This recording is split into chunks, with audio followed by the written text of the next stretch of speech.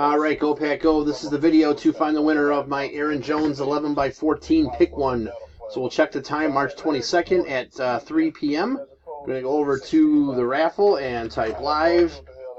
And we have March 22nd now at 3:01 p.m. There we go, 3:01 p.m. There is the list of our 7 entries. We're just going to randomize your names, and then whoever's on top after the final roll is our winner. So we need a dice roll of 5 or higher. There's 12.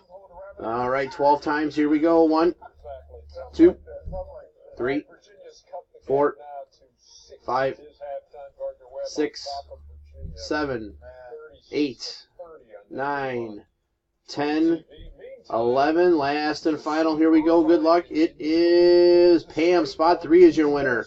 So, Pam, please message me to make your selection. There is our verification code, our timestamp, once again, March 22nd, 3:01 p.m. That's it, guys. Thanks.